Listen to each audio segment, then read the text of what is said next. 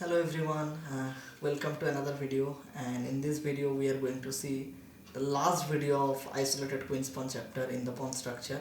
Then we'll be jumping into a new chapter which will be hanging pawn, and in this video last game we'll be checking a modern game of the modern day champion, obviously none other than Magnus Carlsen. But this game Magnus Carlsen actually lost against Wang Yiwei of China, and we will see that how Wang Yiwei converted this game into an isolated structure and then generated enough counterplay to convert his dynamic advantage into the permanent one and then won this game. So let's jump into the board. If you see this position, white was Magnus Carlsen and black was Wang Yiwei. This game was from Linares 2009, where Magnus was already 27,500 above back then, and Wang Yiwei was also a very popular player back then. So now we will be checking that when black is having that good bishop instead of this bad one on b7. Last video, if you remember, we have seen this with the bishop on b7 where black was lacking some counterplay.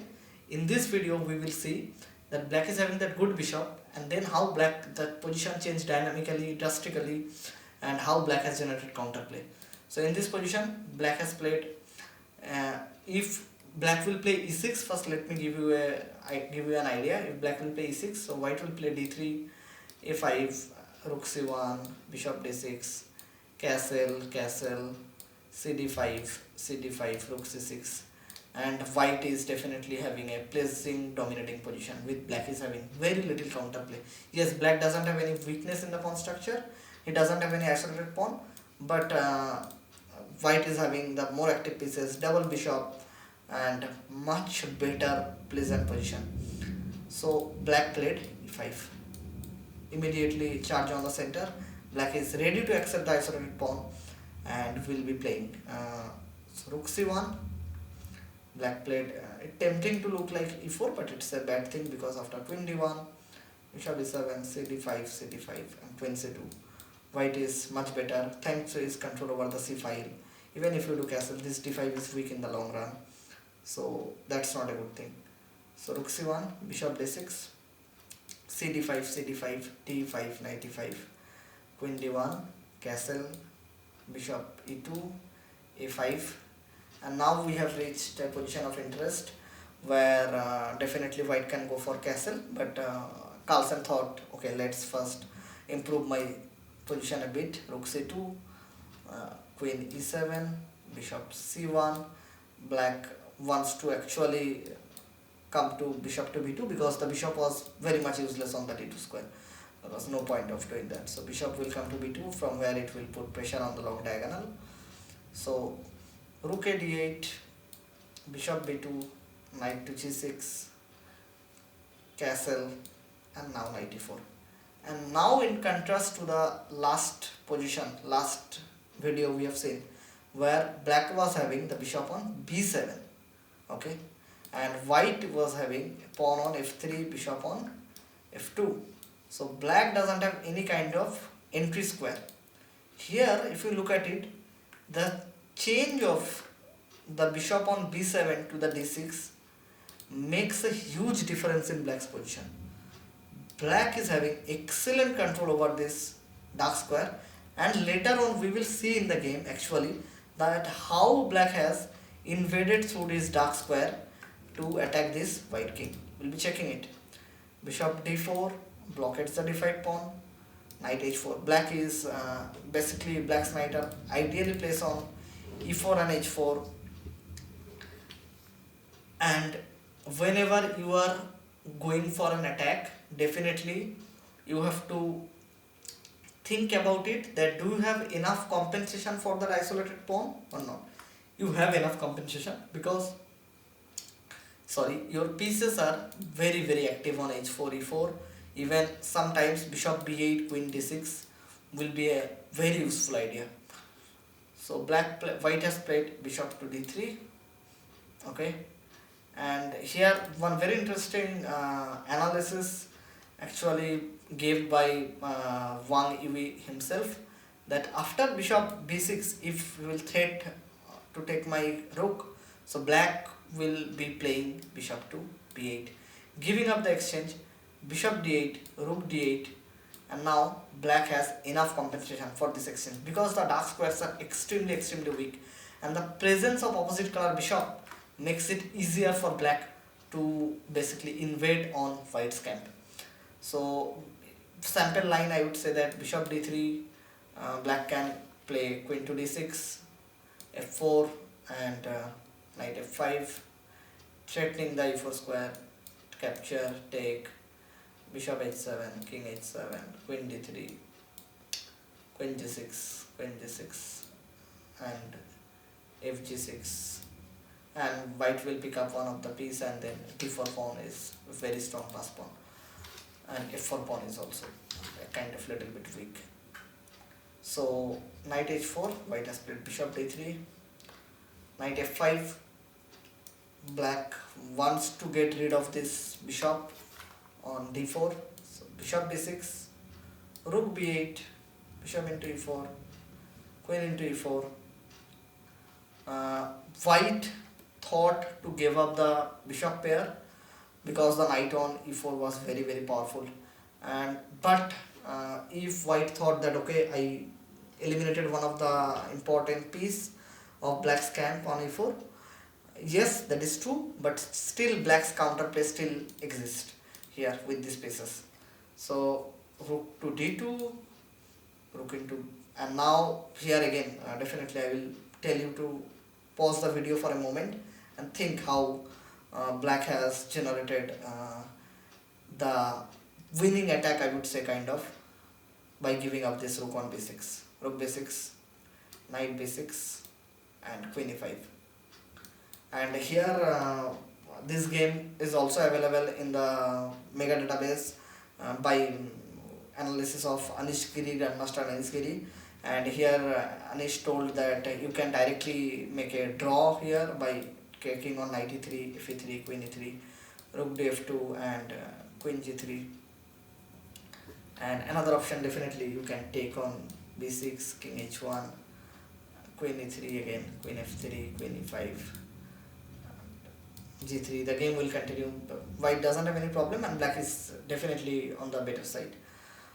So here also you can make a perpetual, actually, rook e2, queen h2, this,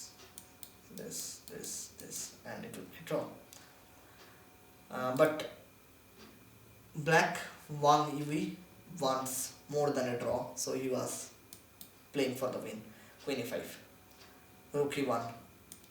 So only defense was g3 here, and it is really difficult move to find out, because knight g3 is an idea where white might get scared of that the king will be weak. Okay, definitely knight d5 is there, but knight f1, and these moves are not very easy to find out. Okay, where definitely white has to play with this weak king, and the position is approximately equal, but yes, white has to give still strong defense. So rook e1, white commits a mistake, queen h1 check, king f1, queen h1, king f e2, queen into g2, and now black's attack is far more important than being an exchange down. So rook into d5, knight g3 check, king d3, bishop c7. White is an exchange up, but this is definitely not the enough compensation for this weak king on d3. And here fg3 happened, bishop into b6.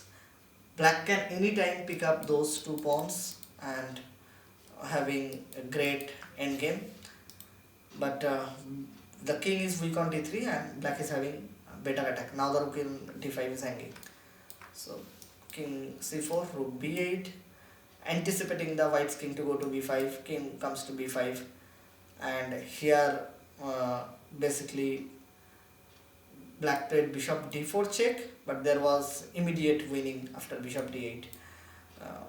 Definitely a competitor's move, which black didn't find it.